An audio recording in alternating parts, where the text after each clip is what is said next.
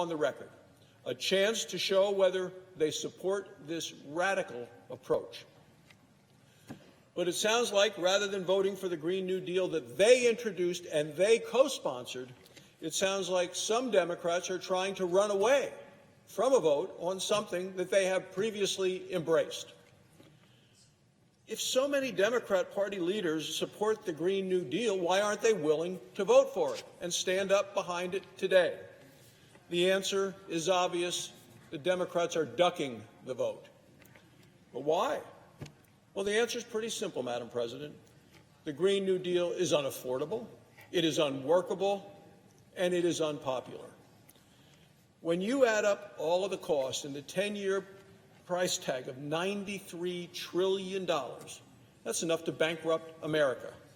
The cost is astronomical. It would hit every American really hard, about $65,000 per family per year. That would empty just about every bank account in America. And I believe it would drive a stake right through the heart of our strong and healthy and growing economy. The Green New Deal would massively increase the role of government in our lives and the size of government, the expense of government. Madam President, let's be honest, the climate is changing. It continues to change. It requires a serious response. A serious response. The Green New Deal is not that response. This plan would eliminate fossil fuels.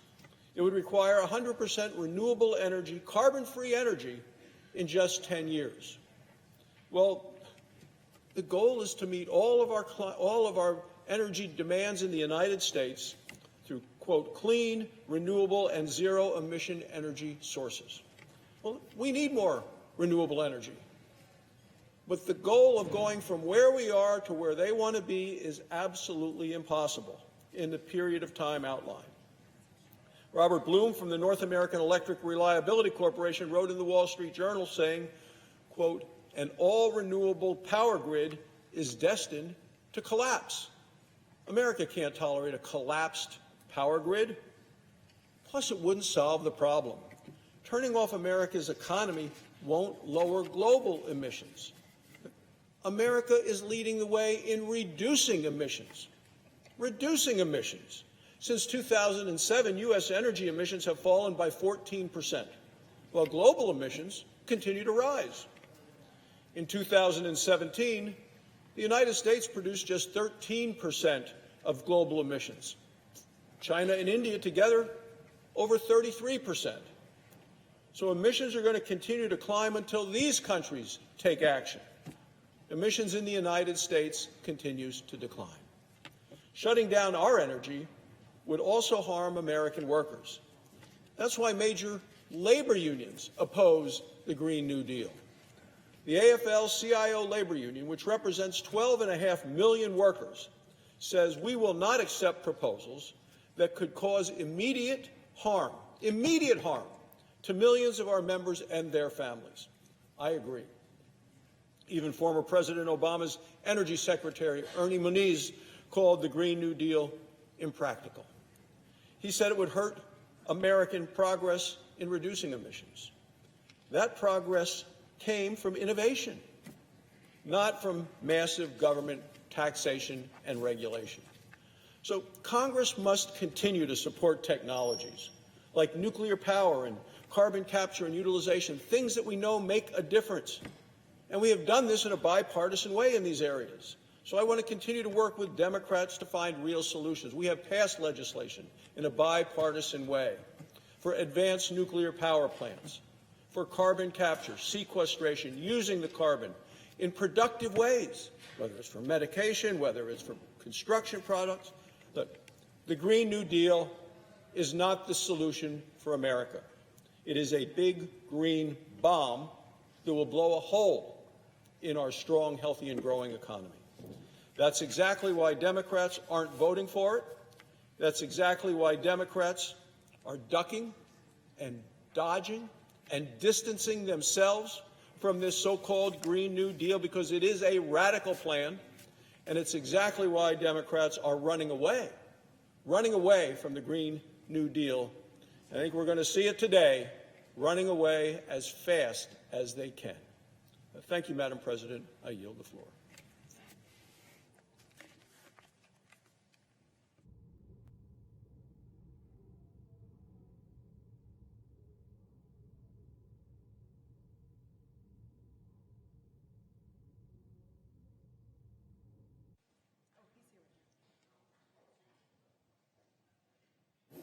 Madam President, The senator from New would York. my friend from Wyoming who mentioned my name yield for a question or three? Madam President, I know the vote is scheduled at 4 o'clock. I'd ask I'm happy unanimous to consent. answer a question. Okay. And I Now, understand that the my friend from Wyoming said, I said, bring on the vote on the Green New Deal. I did. Not because I think it's a smart thing to do, it's a stunt, but it would finally get us to talk about climate change, something the other side has not done. So I'd ask my colleague three questions. I was gratified to see Leader McConnell answered them for the first time at his press conference. Does the senator from Wyoming believe climate change is real? Does he believe it's caused by human activity? And does he believe Congress ought to do something about it? Those are my three questions. I'd hope I could get a direct answer since my name was invoked. Well, thank you, Madam President. As a matter of fact, and I would say to my friend, the senator from New York, he asked me those three identical questions on this floor about 2 or 3 weeks ago. And my answer today is the same as it was then, and you're welcome to go back to the congressional record. And I recommended to the senator from New York an op-ed I wrote in the New York Times in December that said, yes, I do believe that climate change is real. And yes, I believe that humans contribute to it. And yes, I believe we have a responsibility to do something about it. And I highlighted the role of innovation, not taxation or regulation, in coming to those solutions. I highlighted legislation that has passed the Senate Environment and Public Works Committee and even signed into law by the President, something called the Future Act that works on capturing carbon dioxide and using it productively. We talked about a bill called the Use It Act, which is now coming through the committee. We are working on it. Had bipartisan support passed last session, didn't get all the way to a signature. We talked about the future of nuclear power, the advanced nuclear power plans that are being done, and we've paved the way for the Nuclear Regulatory Commission to do things because nuclear power has zero emissions. These are bipartisan pieces of legislation passed overwhelming support by the Senate, the House, signed by the President, and these areas, both carbon capture and nuclear power works, are things that actually President Obama's Secretary of Energy, Ernie Moniz, testified to the Senate Energy Committee are the two things that actually can work at scale. And anything else that the United States, I would tell you, does unilaterally will not contribute to a solution because emissions from the United States are only 13% of all the emissions in the world. So, Madam President, I would once again recommend to the senator from New York an op-ed that I had written about dealing with climate change through innovation, not regulation or taxation. And I hope in that way that I have answered the senator's three questions. I would say to the senator from New York that if he is actually serious about discussing climate change on the floor of the United States Senate and looking for solutions, then what he ought to do today is instruct his members that I believe he may have instructed to vote present, to vote to get on the bill, to get on this, to discuss it, to debate it. But it doesn't sound like even the co-sponsors are willing to stand up and vote for something that they have co-sponsored. A dozen of them had done it. 3 of them were leading a rally, Madam President, outside the steps of the Capitol within the last couple of hours, with one senator chanting about what about the Green New Deal and having a vote on it, and when do we want it, and the crowd is chanting now. It'll be instructive to see if that senator, and one of these was a candidate for president, see how they vote when their name is called, as the roll is called here, on today's vote on the Green New Deal. The Democratic leader. Thank you. First, I thank my colleague from Wyoming. Now he knows why I've said bring it on. We are finally getting even people like the senator from Wyoming to admit that climate change is real, It's caused by human activity, and we should do something about it. And if we could have an open debate on climate change, that would be great. That's not what's happening today. The senator from Wyoming talks about the contradictions of the senator outside. How about the contradictions of the Republican Party and the senators here putting a bill on the floor that they're going to vote no on?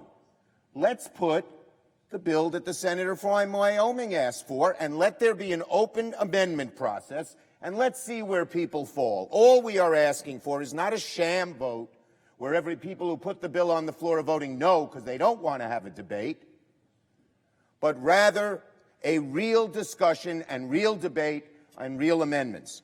And so I would say this, Madam President. Earlier today, even better than having the senator from Wyoming finally admit climate change is real and caused by human activity, the Republican leader did when asked by the press at his gathering. The whole plan of the Republican leader here is backfiring. We want a discussion on climate. We haven't had one major bill on the real issues of climate come to the floor, led by the leader, where we can have open debate. Not one. So now we're finally beginning to debate it. That is great. We're not going to stand for sham bills that the other side is all voting no on. They know what a trick and joke and sham that is. So does all the American people. But we are finally talking about the issue, and that is great, because climate change is not a joke. It's not a hoax. It's a crisis. And that's why we're doing these things. So right now, Madam President, here's something else we could do. Let's see where our Republican colleagues are if they want to have a real debate. I am calling for the creation of a Senate Select Committee on Climate Change. It's a crisis. Ask the farmers in Iowa and Nebraska and Kansas if they think it's a crisis. Ask the people who've been subject to so many changes in the weather because the globe is heating up. They believe it's a crisis. The very least we can do is do what the House did and set up a select committee on climate change, bipartisan. The committee could be partners with the House committee, and we might actually get something done, not sham votes that everyone knows are a joke, a political joke. And so I am hopeful that we can do that. The reason for the select committee is clear. If there ever were an issue that demanded focus from this chamber, this is it. Climate change is an existential threat to our committee, to our country, and our planet. The last 4 years have been the warmest on record. Sea levels are rising. Marine life, fishing communities are being destroyed. Record flooding is inundating parts of the country, most recently the Midwest. And more powerful hurricanes have buffeted our coasts. Over the next decade, climate change will continue to negatively impact every part of American life, our health, our economy, our national security, even our geography, and the threats will only grow. So we can't run into our ideological corners anymore. I am gratified to hear a growing number of Republicans admit it's real, admit it's caused by human activity, and that we should do something about it. That's great news, but let's do something real. Let's do something real. The senator mentioned a few bills. I'd be happy to look at them. I hope he'll look at ours, and I hope he'll ask this leader, his leader, the Republican leader, to allow an open debate on the floor with amendments. We'd welcome that. We'd welcome it. Some in the oil and gas industry won't like it, that's for sure. Some in the coal industry won't like it, that's for sure. But most Americans will. So let's do it. The issue, the time for partisanship on this issue is long over. The time for one party to block any change and not offer anything that they believe in is over. We need to act quickly and boldly to confront this challenge before it's too late. So it's time we stop the nonsense. As I said, we welcome this debate because we're talking about climate change for the first time, and the hypocrisy of putting a bill on the floor and then voting against it is becoming so clear to the American people. But as a byproduct, we're getting a debate, We're getting some of our colleagues for the first time to admit that climate change is real and caused by human activity, and we ought to do something about it. We welcome it. This committee will help bring the kind of bipartisan discussion that my good friend from Wyoming has asked for.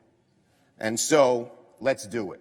So, Madam President, I ask unanimous consent that the Rules Committee be discharged from further consideration of S-Res 97, a resolution establishing the Select Committee on the Climate Crisis, and the Senate proceed to its immediate consideration. The resolution be agreed to, and the motion to reconsider be considered, made, and laid upon the table with no intervening action or debate. Is there objection? Madam President, The senator from Wyoming. reserving the right to object, and I would like to point out to my friend and colleague that the statement I had made earlier about my belief goes back a long time, that the climate is changing, to the point that one of his colleagues, Jeff Bingaman of New Mexico, chaired the Energy Committee when he and I co-sponsored legislation dealing with carbon and carbon capture and putting together an X-Prize type program. So this is something I've long spoken about and understand. I also hear the senator from New York essentially trying to strip the EPW committee of the jurisdiction we have over climate change. That's the wrong approach when we have made real progress working together, not just on bills, but on bills signed into law that are making a difference today. Madam President, this resolution is, that the minority leader has just introduced, is an attempt by the Democrats to once again duck and dodge and distance themselves from the Green New Deal vote this afternoon. The Democrats seem to think that adding a layer of bureaucracy is an answer to every problem. That's the same instinct that gave us the Green New Deal. The climate is changing. Humans play a role in the changing climate. There is no question in my mind about that. I'm going to continue to work closely with the ranking member of the committee, Member Carper from Delaware, to pass meaningful legislation to promote nuclear power, carbon capture technologies, and to reduce emissions. So Democrats can't hide from the fact that every Democrat senator running for president has co-sponsored the Green New Deal. Here we are today, Madam President, and I will just tell you, we've been passing bipartisan legislation. The Energy and Natural Resources Committee recently held a hearing on climate change. We do not need another committee. We don't need the Green New Deal. We need real solutions. And for this reason, Madam President, I object. Objection is heard. Would the senator yield for a question? All time has expired. I'd ask unanimous consent we be given 2 minutes so the senator from Rhode Island could ask the question of the senator from Wyoming. Is there objection? Without objection.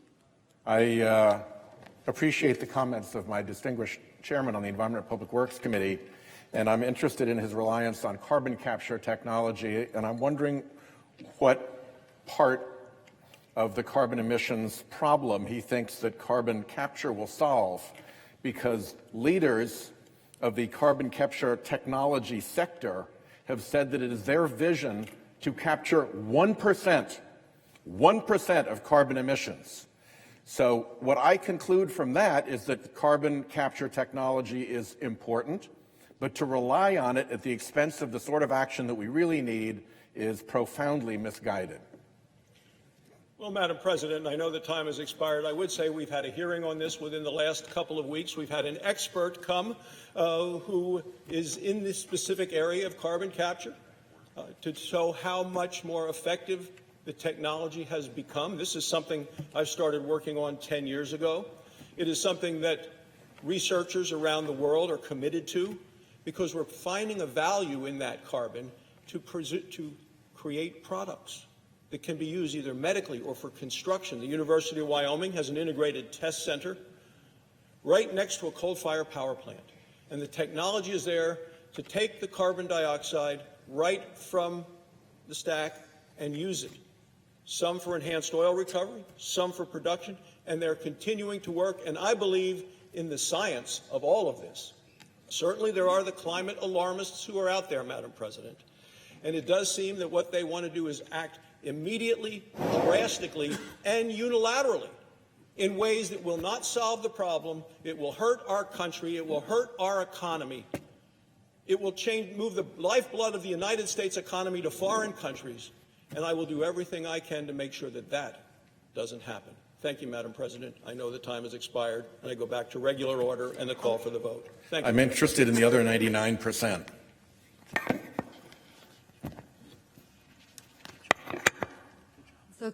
The clerk will report the motion to invoke cloture.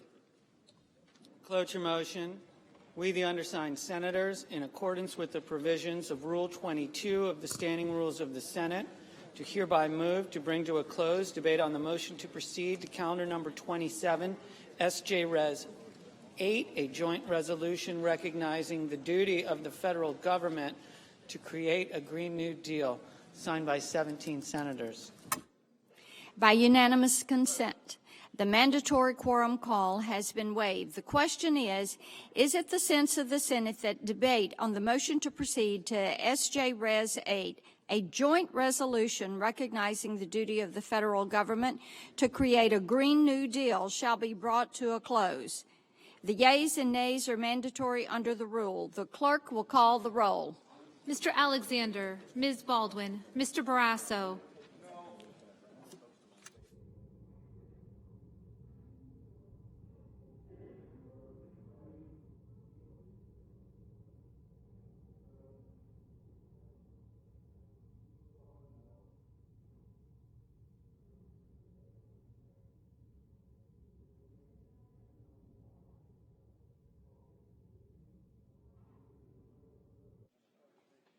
Mr. Bennett, Mrs. Blackburn, Mr. Blumenthal,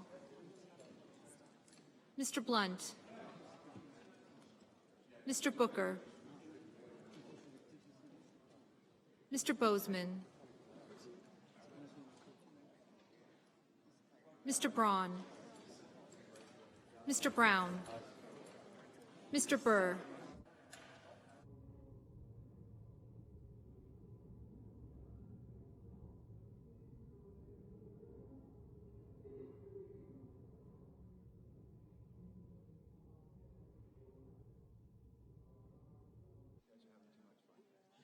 Ms. Cantwell, Mrs. Capito,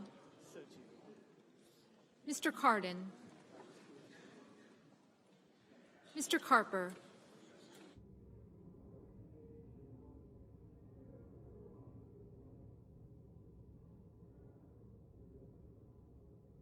Mr. Casey,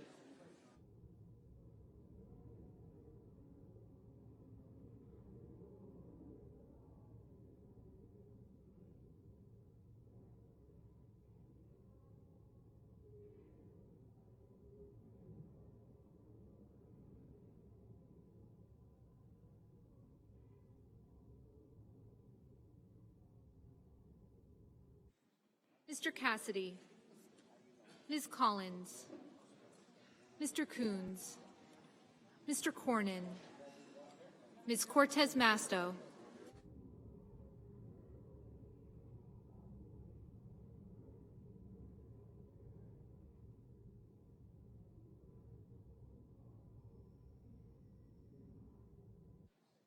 Mr. Cotton, Mr. Kramer, Mr. Crapo,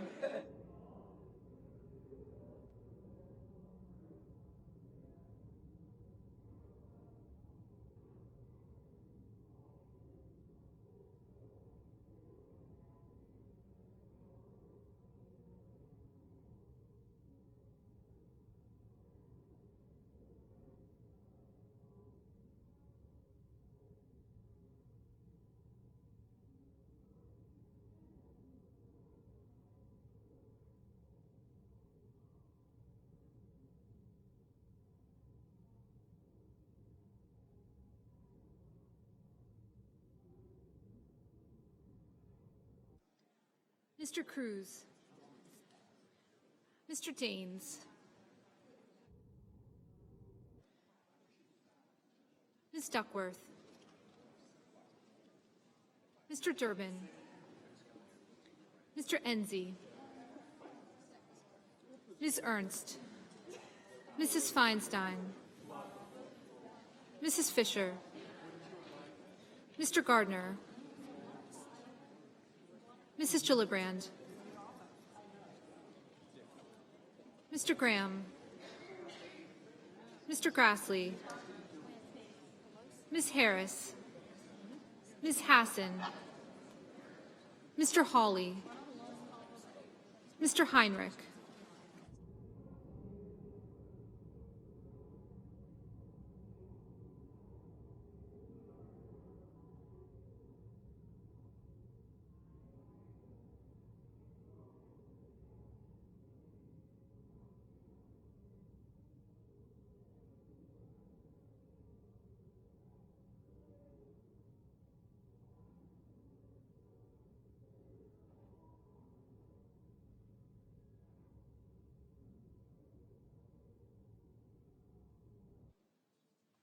Ms. Hirono, Mr. Hoven,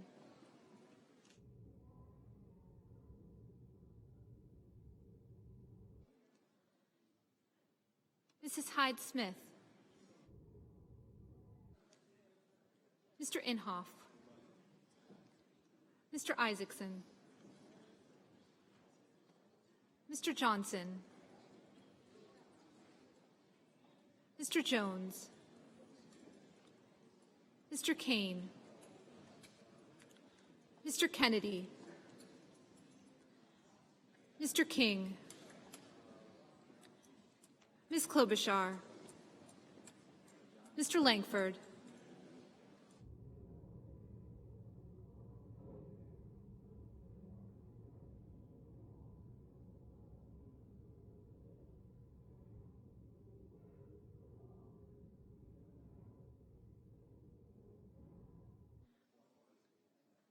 Mr. Leahy, Mr. Lee, Mr. Manchin, Mr. Markey, Mr. McConnell, Ms. McSally, Mr. Menendez,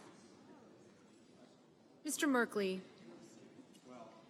Mr. Moran, Ms. Murkowski, Mr. Murphy, Mrs. Murray,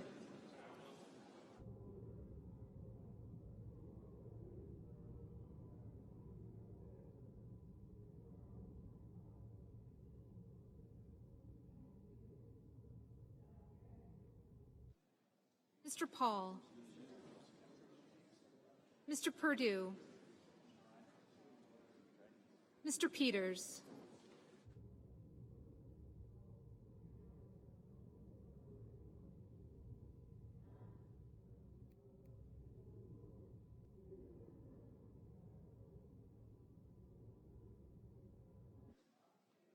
Mr. Portman,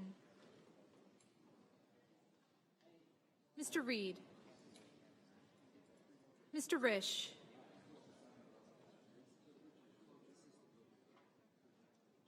Mr. Roberts,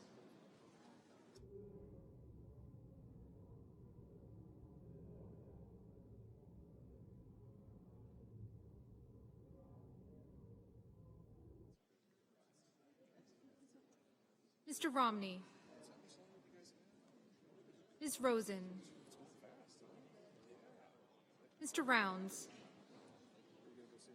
Mr. Rubio, Mr. Sanders, Mr. Sass, Mr. Schatz, Mr. Schumer,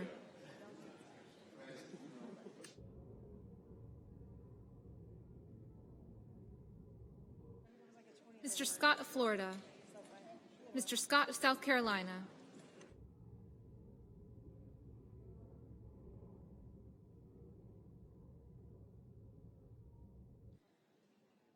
Mrs. Shaheen, Mr. Shelby,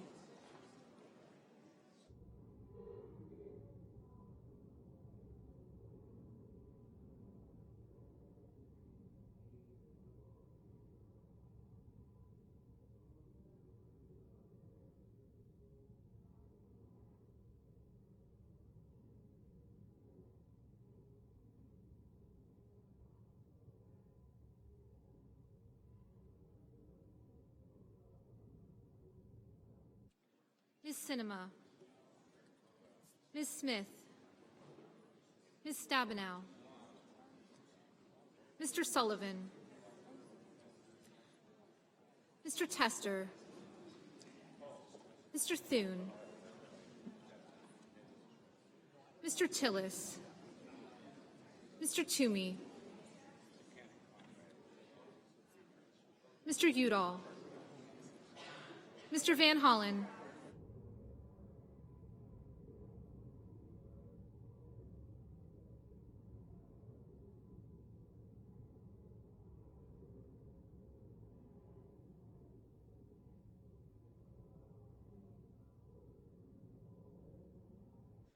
Mr. Warner, Ms. Warren, Mr. Whitehouse, Mr. Wicker, Mr. Wyden, Mr. Young,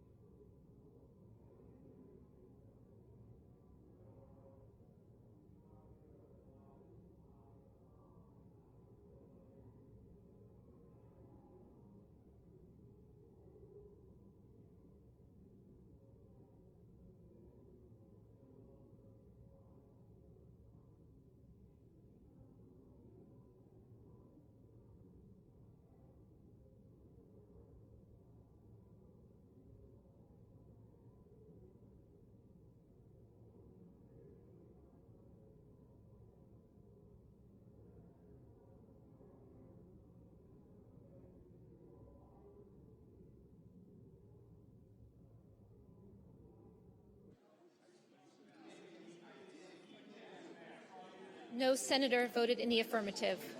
Senators voting in the negative: Alexander, Barrasso, Blackburn, Cornyn, Enzi, Graham, Hawley, Hyde-Smith, Isaacson, Langford, Roberts, Rounds, Scott of Florida, Sullivan, and Young.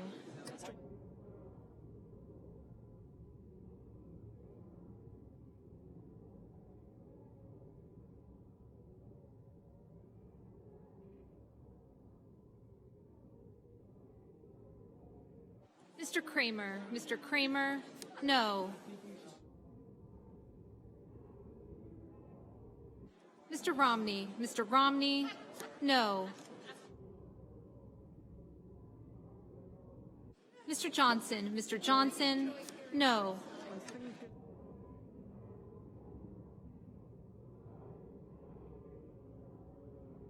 Mr. Portman, no.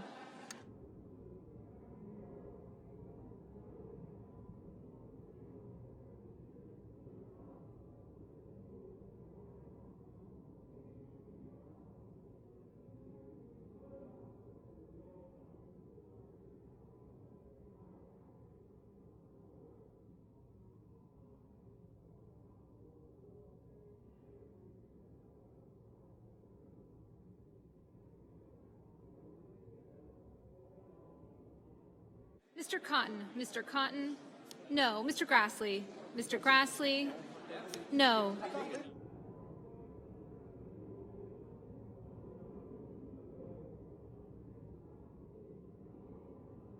Mr. Sass, no.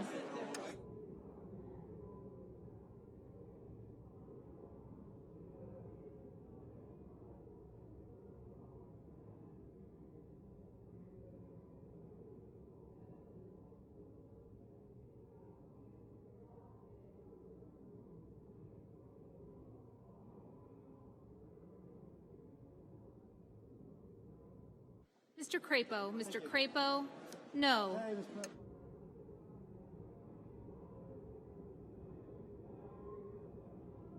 Ms. Ernst, no.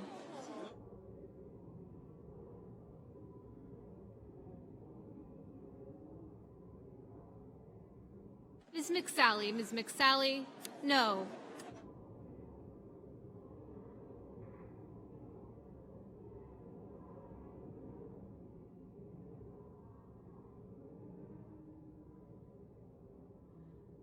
Mr. Cassidy. Mr. Cassidy, no.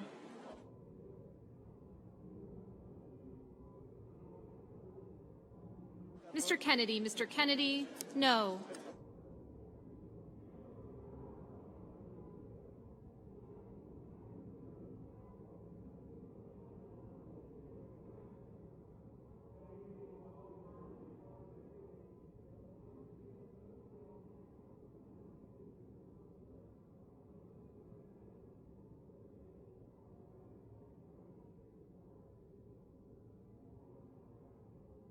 Mr. McConnell. Mr. McConnell, no.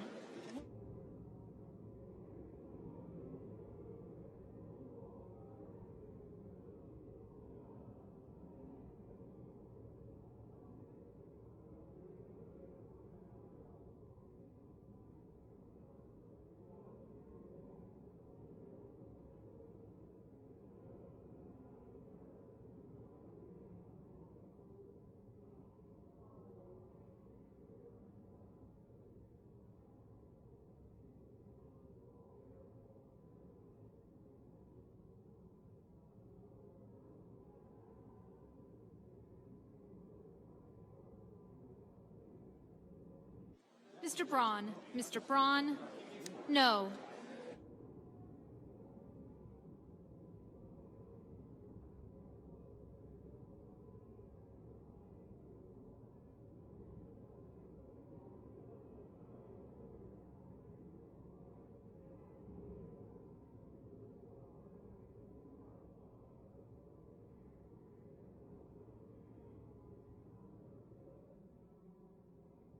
Mr. Lee. Mr. Lee, no.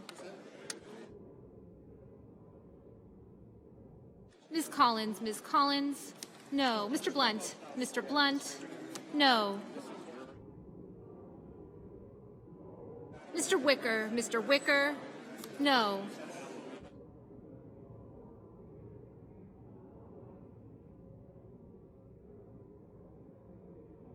Mr. Daines. Mr. Daines, no.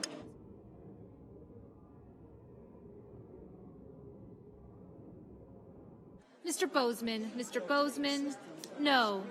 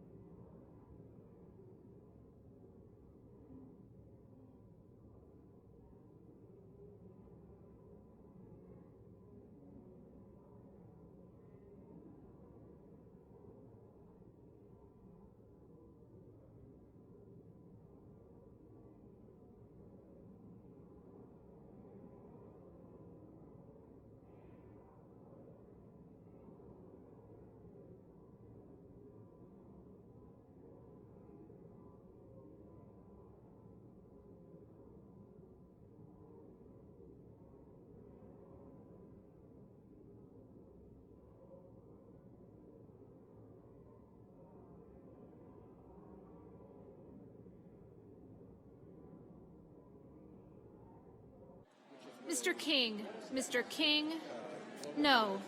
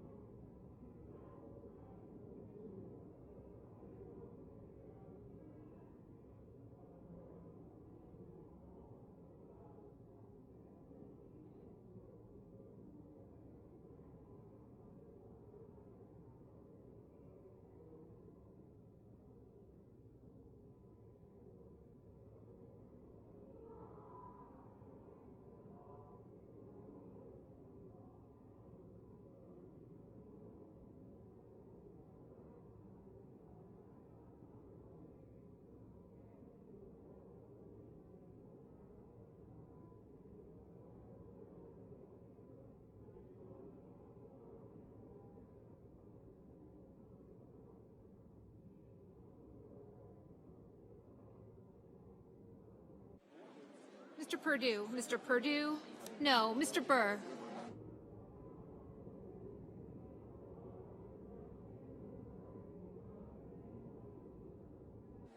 Mr. Burr? No.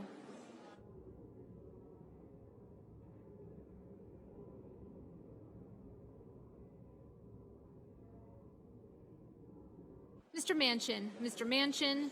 No.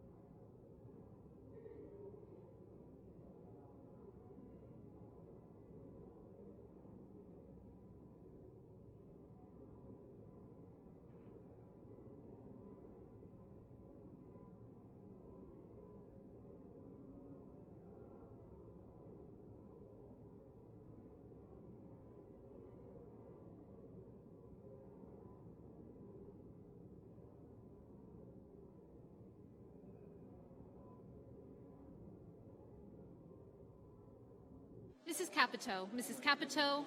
No.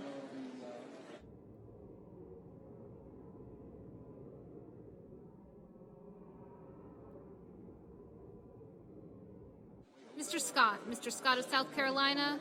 No.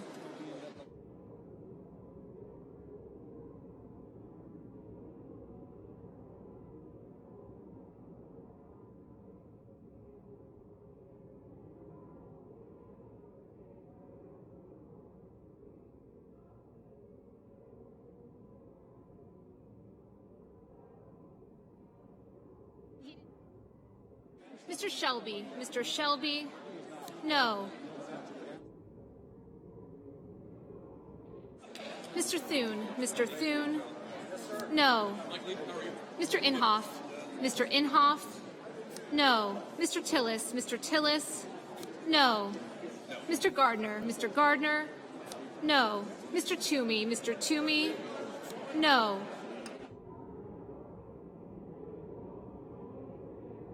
Mr. Moran? Mr. Moran? No.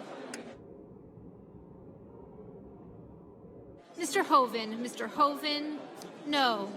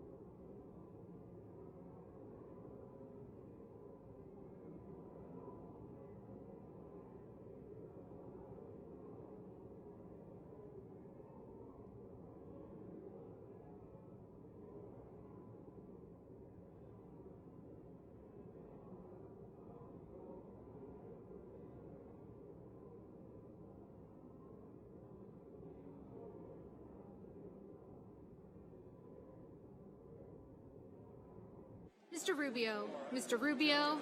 No.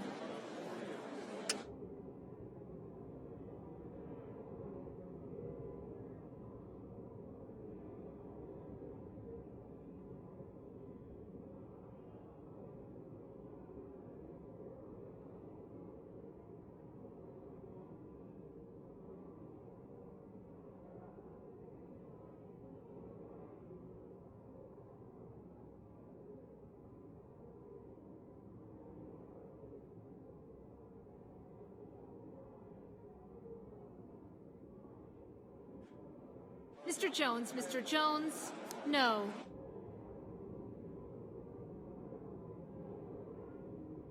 Mrs. Fisher, Mrs. Fisher, no. Mr. Risch, Mr. Risch, no.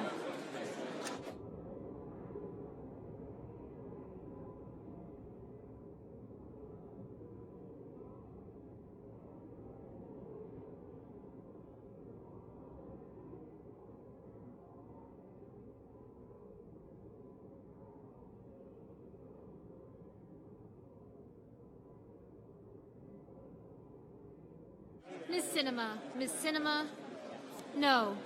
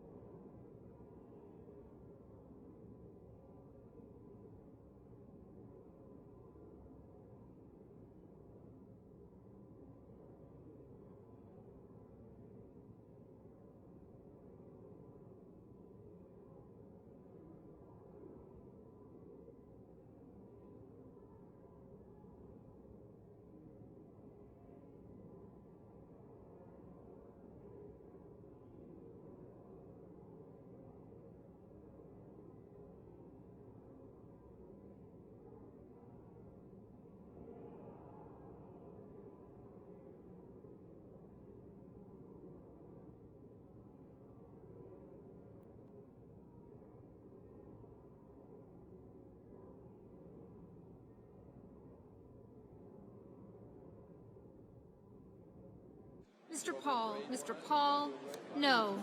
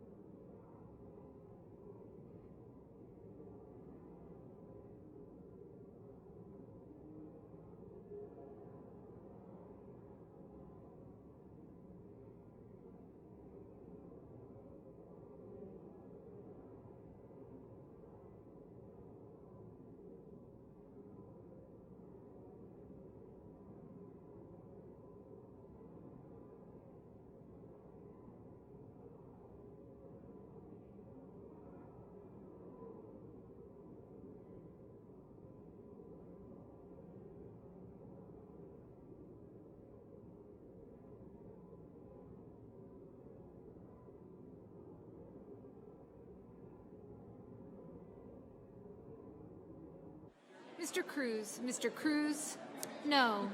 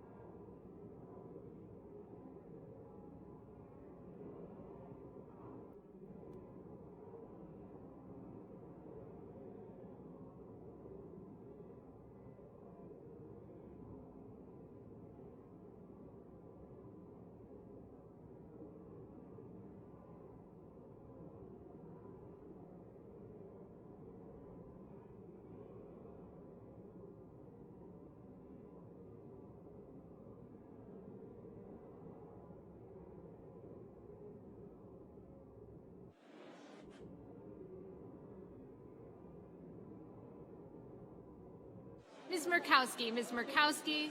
No.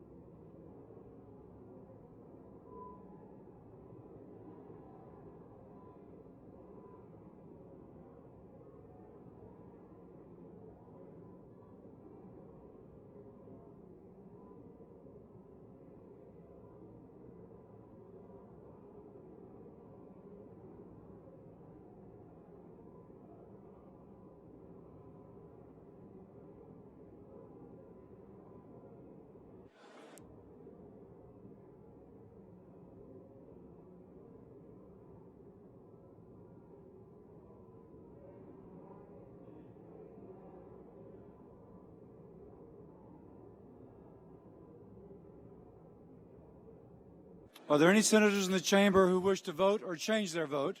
Seeing none, on this vote, the yeas are 0, the nays are 57, and 43 senators responded present. 3/5 of the senators duly chosen and sworn not having voted in the affirmative, the motion is not agreed to.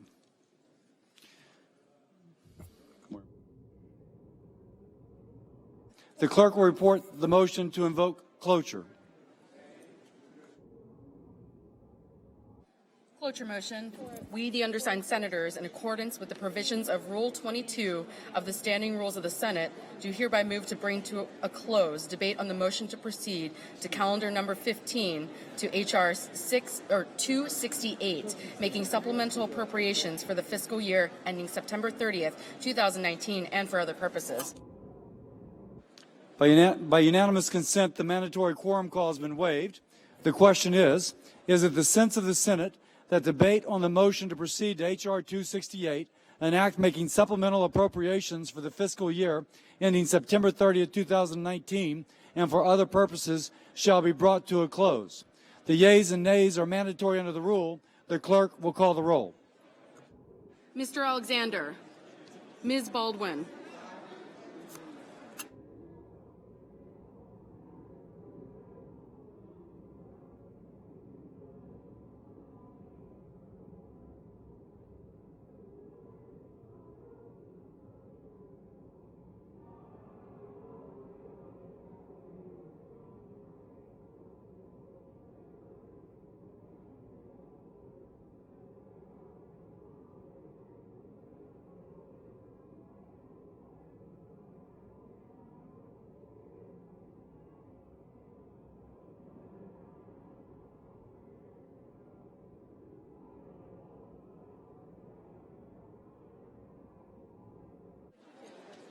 Mr. Barrasso. Mr. Bennett.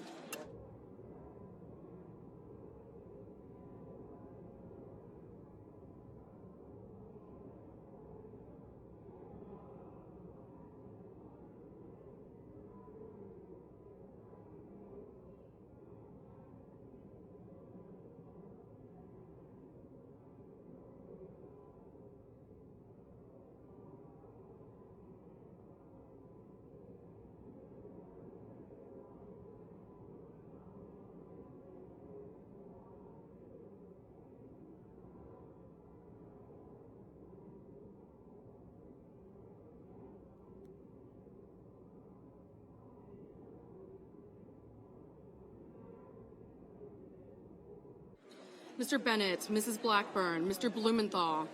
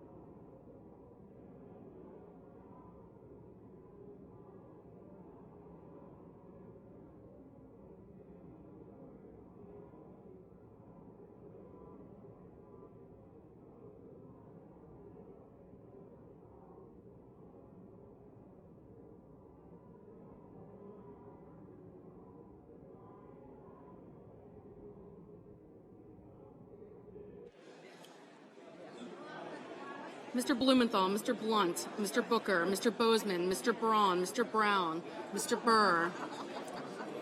This is great. Absolutely. Take care of yourself. Are you doing physical therapy? I broke my foot a couple years ago. Mr. Blunt, Mr. Booker, Mr. Bozeman, Mr. Braun, Mr. Brown, Mr. Burr, Ms. Cantwell.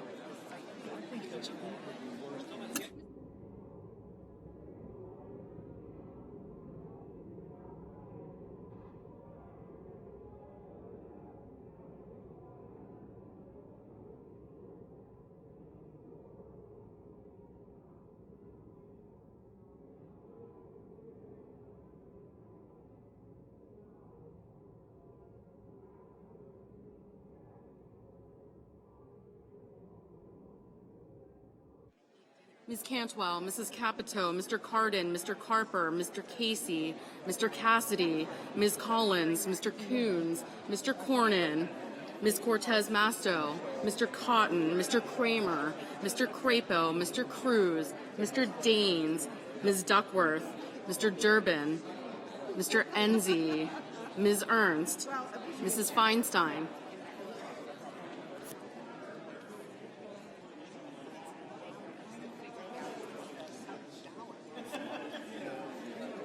Mrs. Fisher, Mr. Gardner, Mrs. Gillibrand, Mr. Graham, Mr. Grassley, Ms. Harris, Ms. Hassan, Mr. Hawley, Mr. Heinrich, Ms. Hirono, Mr. Hoven, Mrs. Hyde-Smith, Mr. Inhofe, Mr. Isaacson, Absolutely. Thanks. Mr. Johnson, Mr. Jones, Mr. Kane, Mr. Kennedy, Mr. King, Ms. Klobuchar, Mr. Langford, Mr. Leahy, Mr. Lee, Mr. Manchin, Mr. Markey, Mr. McConnell, Ms. McSally, Mr. Menendez, Mr. Merkley.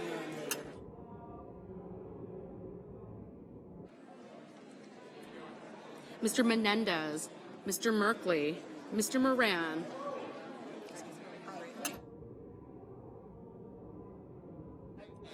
Ms. Murkowski, Mr. Murphy, Mrs. Murray, Mr. Paul, Mr. Perdue, Mr. Peters, Mr. Portman, Mr. Reed, Mr. Risch, Mr. Roberts, Mr. Romney.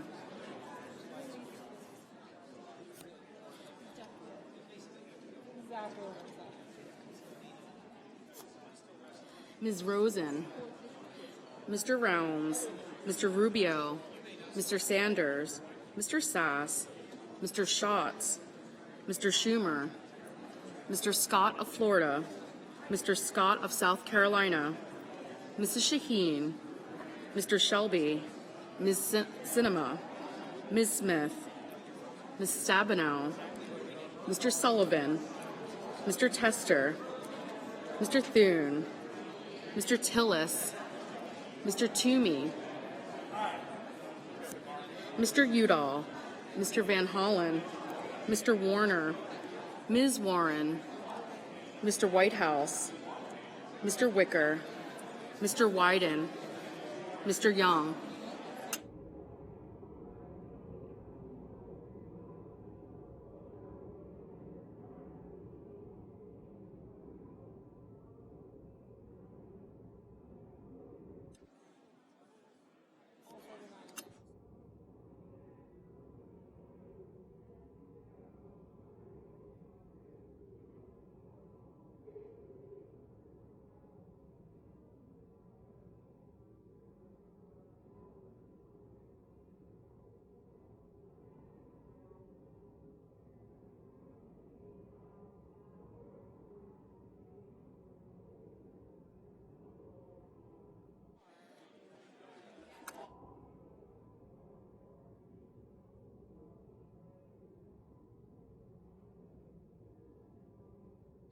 Senators voting in the affirmative: Alexander, Baldwin, Barrasso, Bennett, Blackburn, Blumenthal, Booker, Capito, Cardin, Carper, Collins, Coons, Cornyn, Cotton, Kramer, Daines, Duckworth, Durbin, Ernst, Feinstein, Fisher, Gardner, Gillibrand, Graham, Harris, Hassan, Heinrich, Hirono, Hoven, Hyde-Smith, Isaacson, Kane, Kennedy, King, Klobuchar, Leahy, Manchin, Markey, McConnell, McSally, Menendez, Merkley, Murkowski, Murphy, Murray, Perdue, Peters, Reed, Roberts, Romney,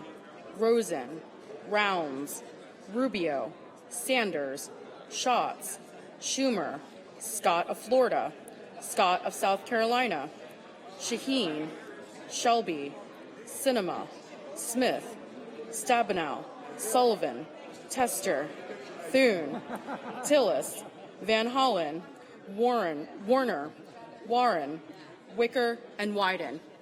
Mr. Portman, aye. Mr. Cassidy, aye.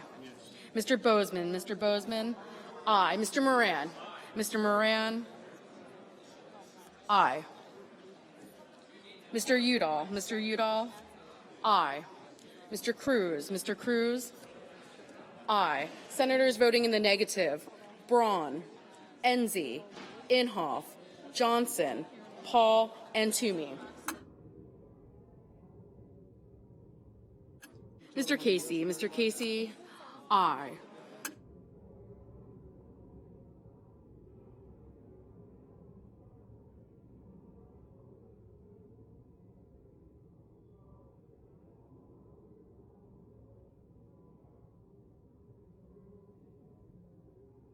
Mr.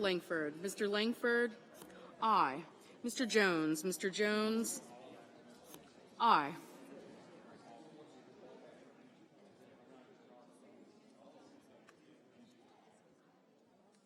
Ms. Cantwell, aye. Mr. Risch, no.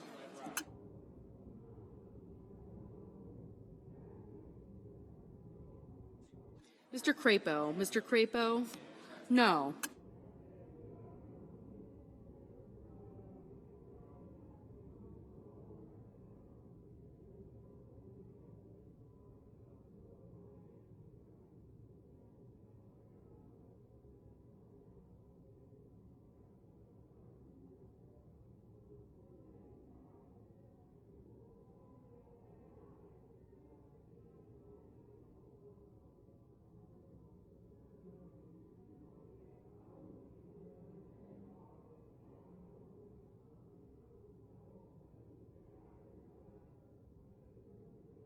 Mr. Grassley, aye.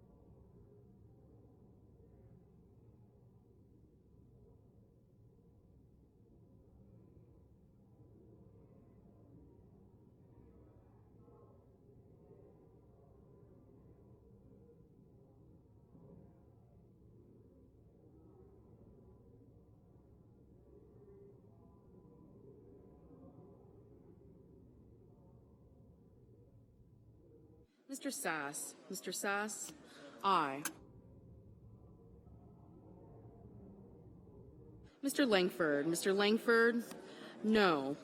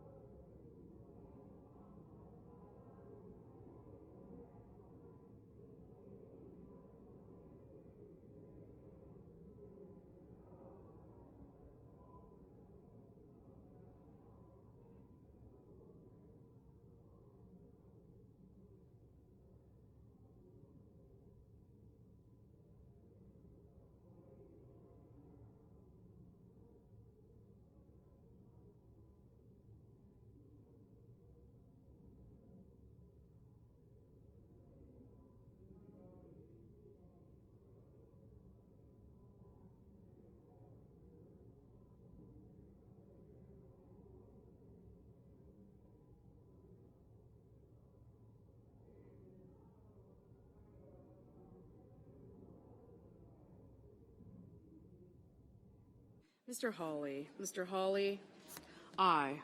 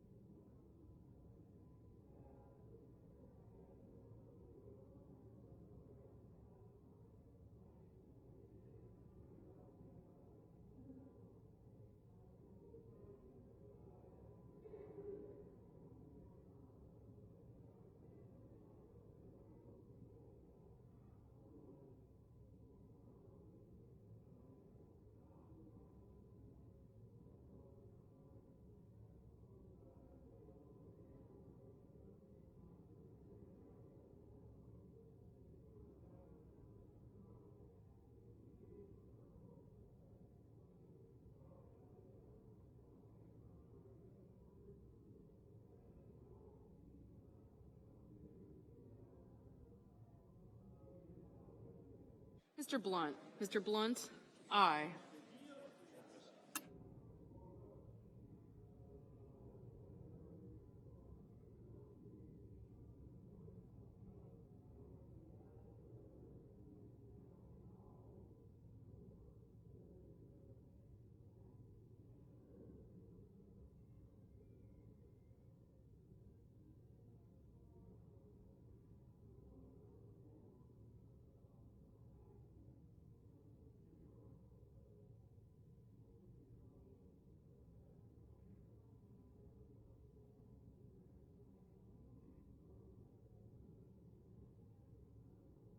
Mr. Brown. Mr. Brown, aye.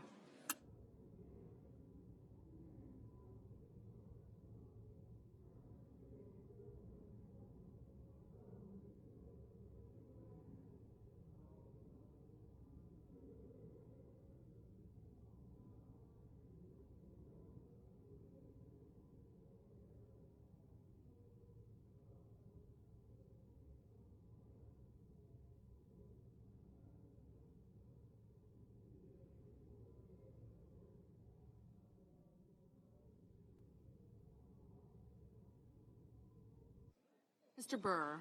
Mr. Burr, aye.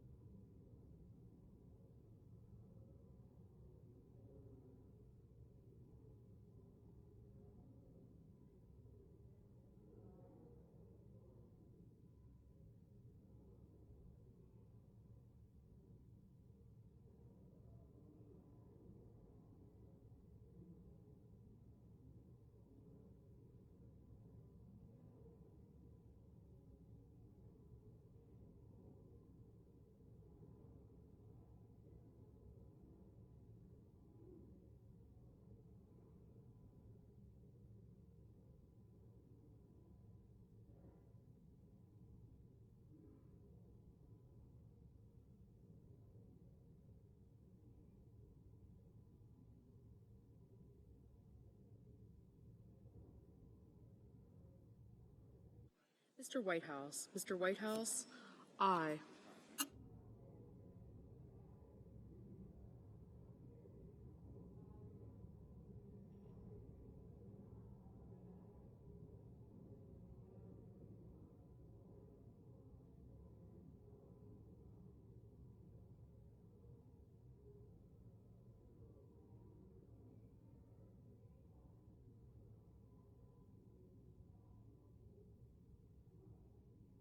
Mr. Lee. Mr. Lee, no.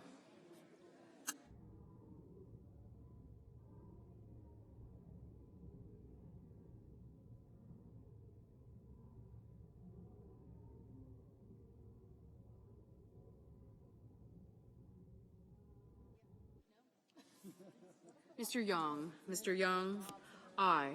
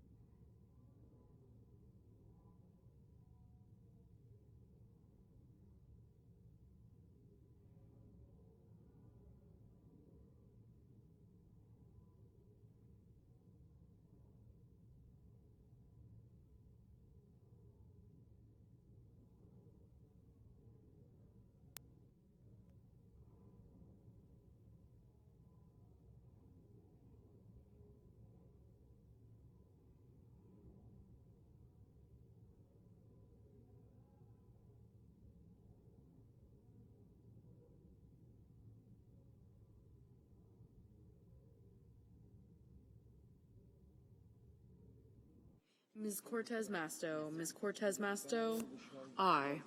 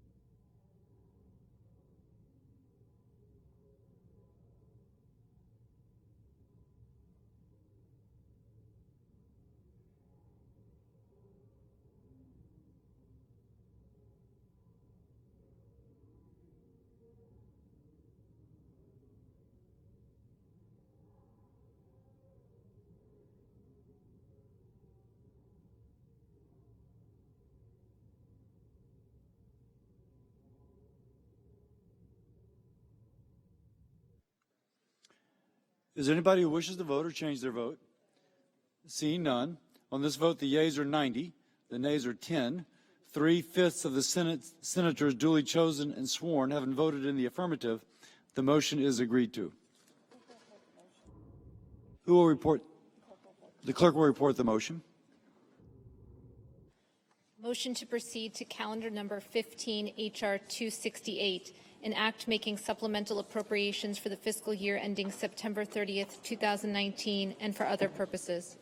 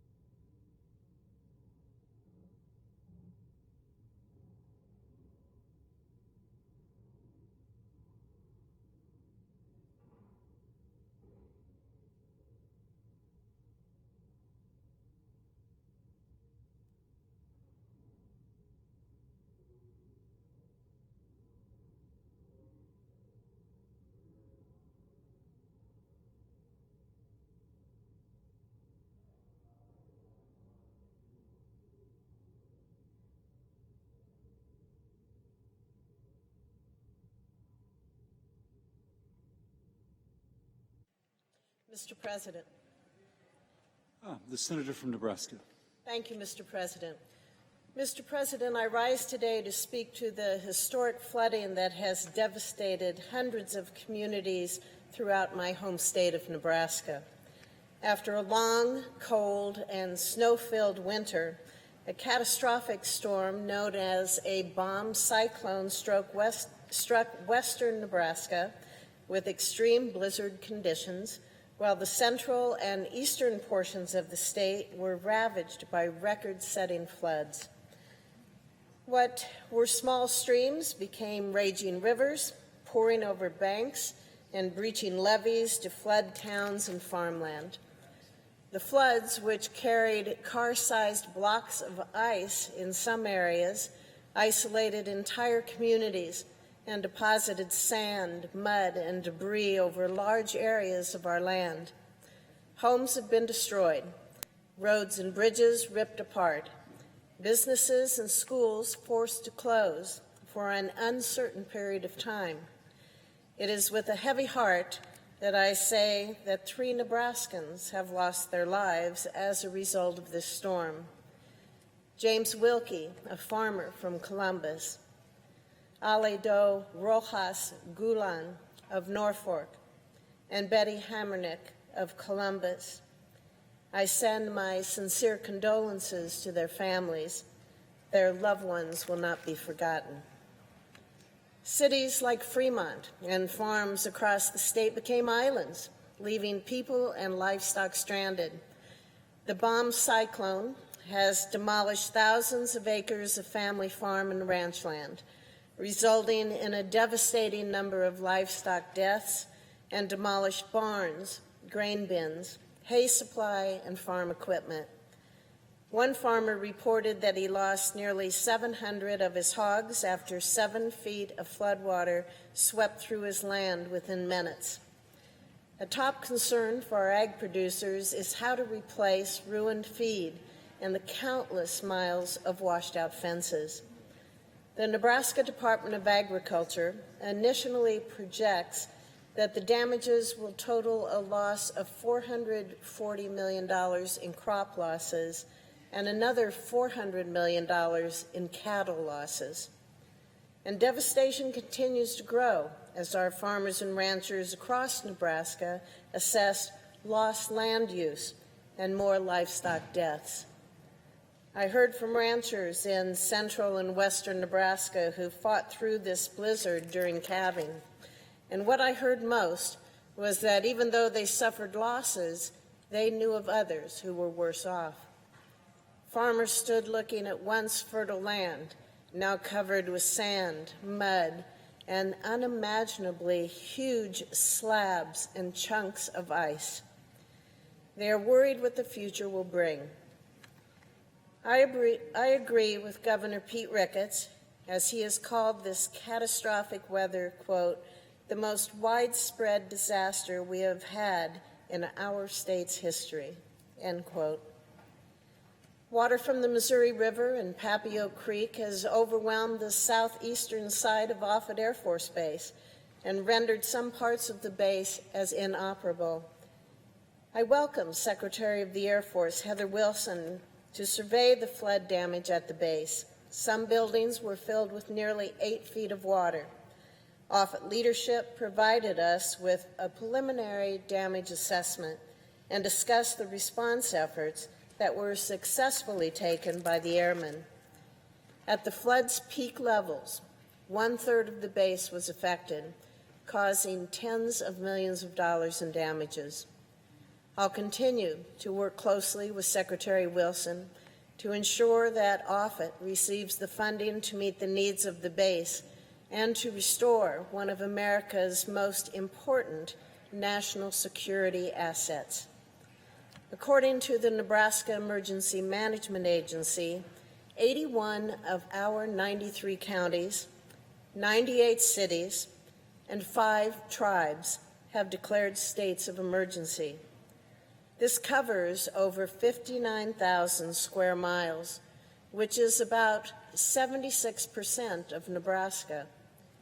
To put this in perspective, Well over 1.7 million Nebraskans are affected by this storm. That's more than 95% of our state's population.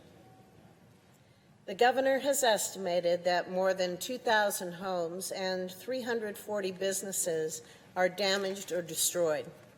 Significant damage to Nebraska's critical infrastructure is still being assessed at this time, but the Nebraska Department of Transportation released a preliminary estimate of $200 million that is needed to reconstruct hundreds of miles of roads and to repair or replace 15 bridges throughout the state. Nebraska is hurting. However, as our nation has seen the sheer power of this storm, I want America to understand the courage, strength, and resiliency Nebraskans have shown in response. Overwhelming loss and grief have been met with stories of bravery and heroic efforts of our neighbors and first responders. Ordinary Nebraskans without any prior training grabbed their personal boats, jet skis, trucks, and planes to save their neighbors who experienced life-threatening situations. There have been countless stories of heroes who disregarded personal risks to help their neighbors in need. Nebraskans helping Nebraskans, neighbors helping neighbors. Hundreds of volunteers in Fremont stepped forward to fill sandbags and create barriers to protect the city from floodwater. Local pilots in affected cities across Nebraska have flown their personal planes to deliver and evacuate people who have been surrounded by water. In Boyd County, firefighters continue to stay on the job and rescue those in need, even after their own homes had been flooded. In the Nebraska Panhandle, one state patrol officer even scaled a barbed wire fence to rescue a calf that was frozen to the ground. Last week, a staff sergeant with the Nebraska Guard was helping lead rescue efforts in Fremont, where the town was left without fresh food and water for 2 days because of the surrounding floodwater.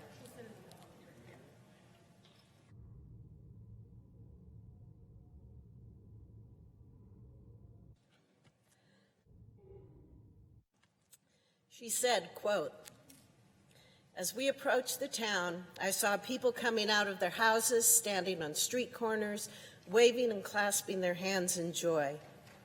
As we began carrying bottled water into the store, an elderly lady who had been waiting for hours hugged me and was overcome with emotion. She was so thankful and relieved knowing that even in difficult and trying times, there are Nebraskans doing things the Nebraska way by watching out for our most vulnerable citizens," end quote. Mr. President, that's who we are. These stories are inspiring, and they speak to the character and integrity of my fellow Nebraskans.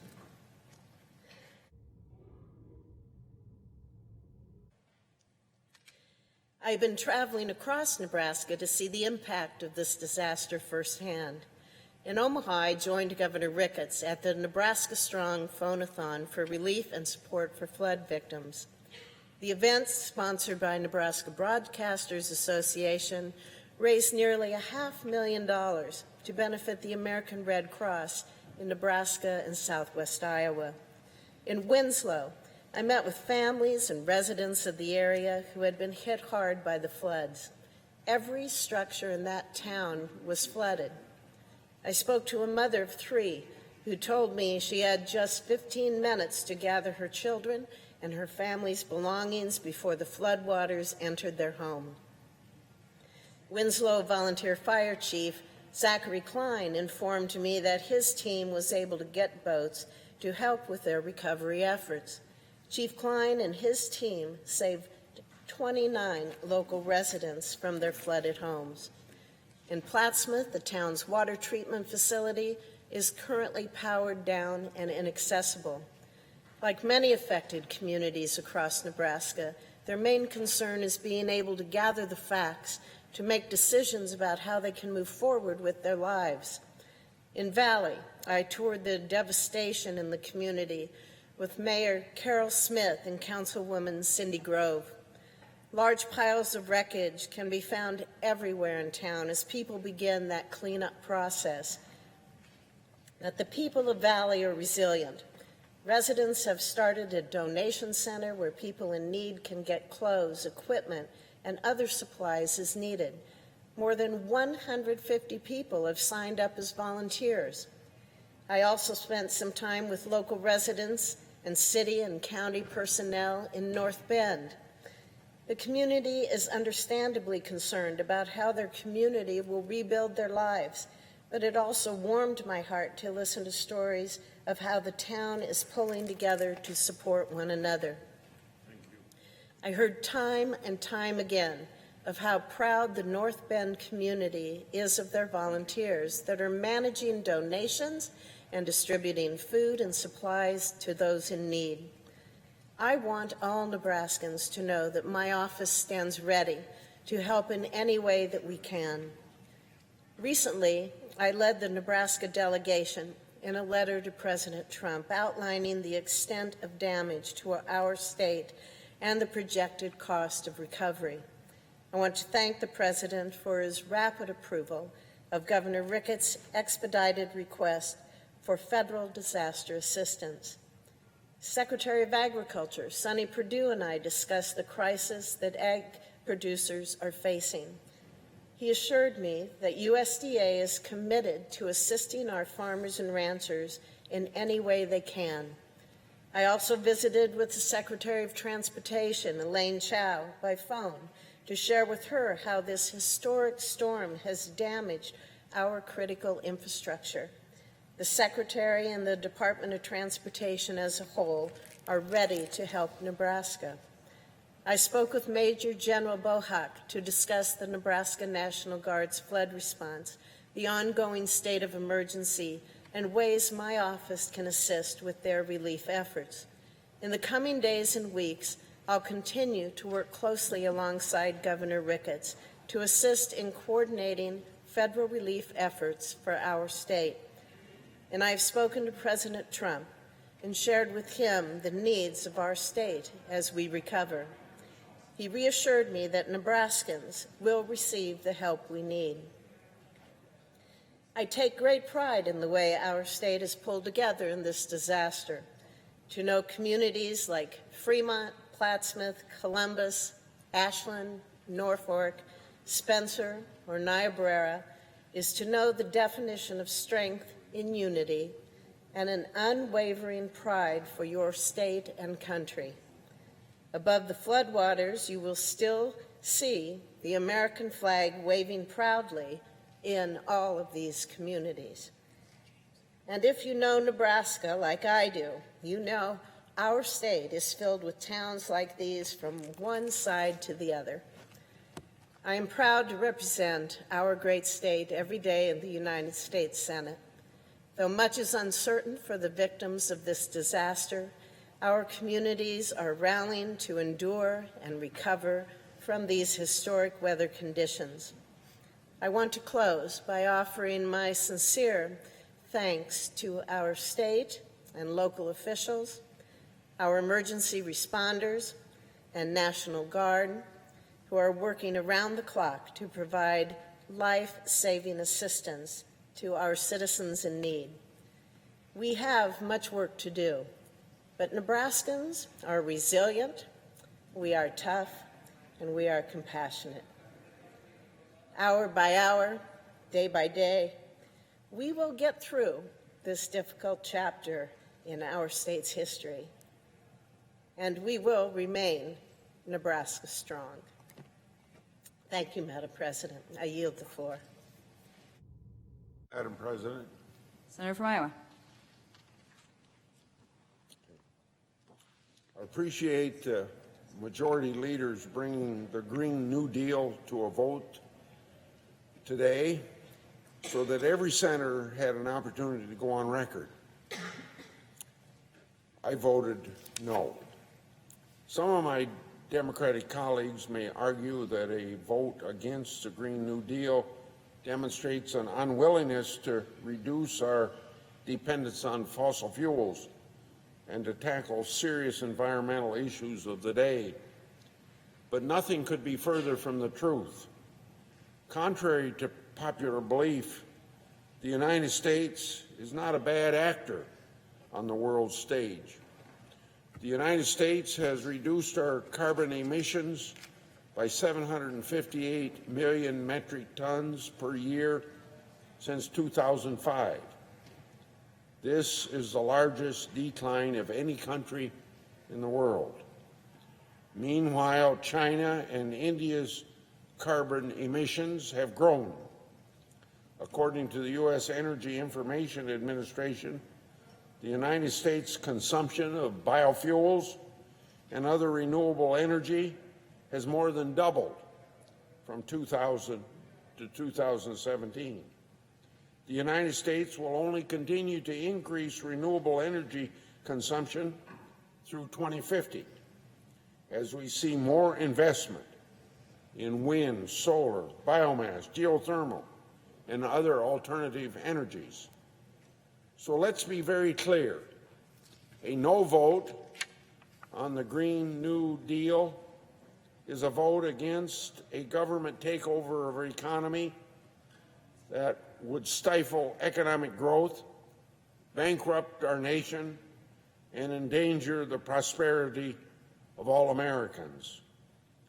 A no vote is a vote in favor of continuing an open and free economy that has made America the richest country in the world.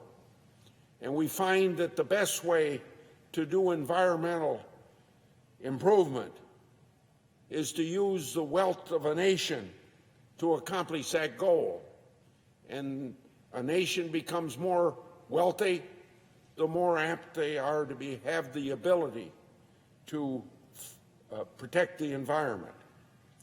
The fact is that the Green New Deal is wholly unrealistic in its goal of obtaining net zero carbon emissions within 10 years. We're not going to be successful at reducing our dependence on fossil fuels and lowering our carbon emissions through virtue signaling. And that is all the Green New Deal boils down to, virtue signaling. It is all lofty goals and aspirations with no concrete plan or concern as to its feasibility. It is easy to support a vaguely worded, non-binding resolution calling on the federal government to accomplish certain goals. But guess what?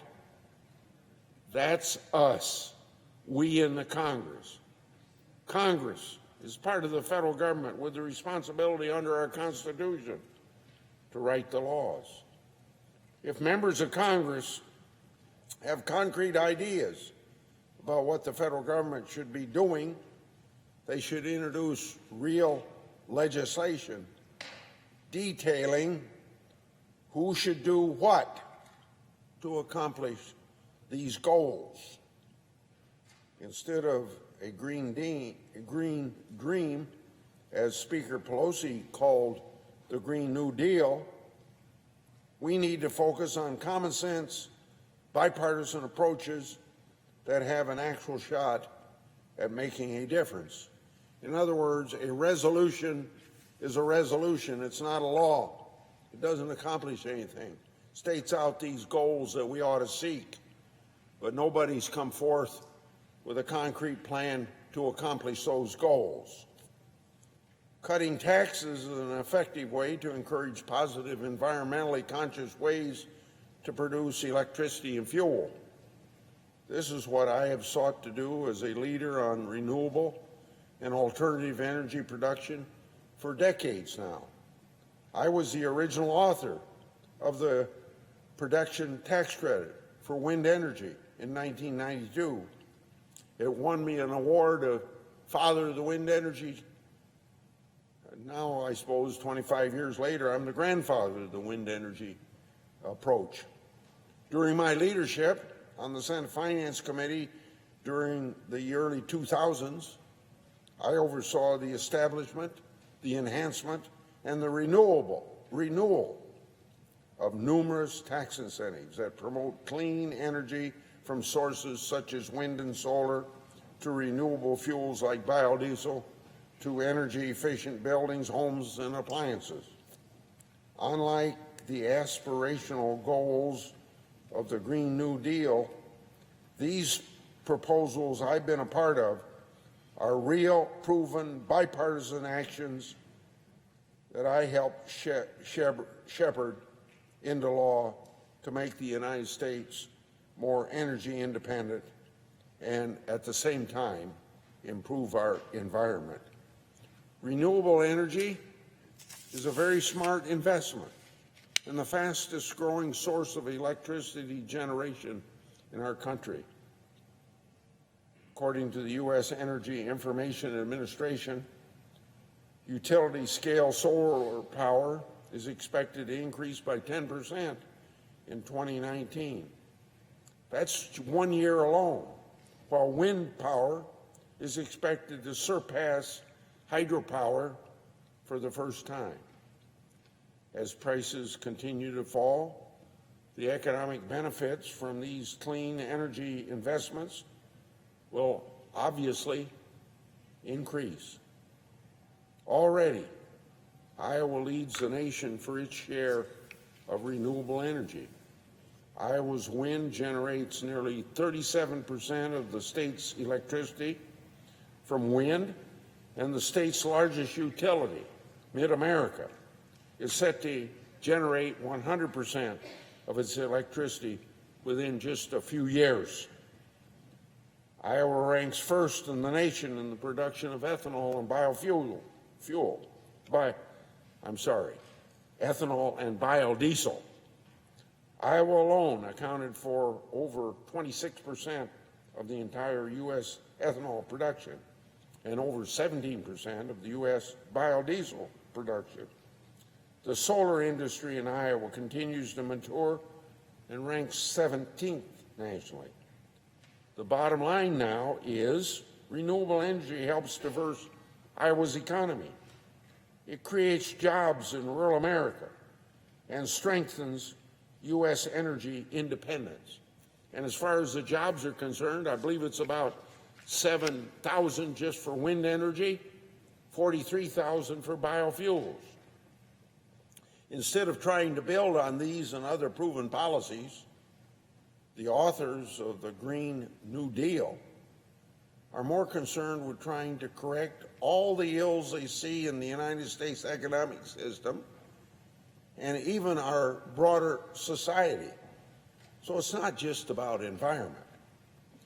Here's a list of the grievances that they want to attack in the name of an environmentally sustainable economy: life expectancy, wage stagnation, economic mobility, income inequality, systemic injustices, the oppression of indigenous people, the unhoused, and the list goes on and on and on.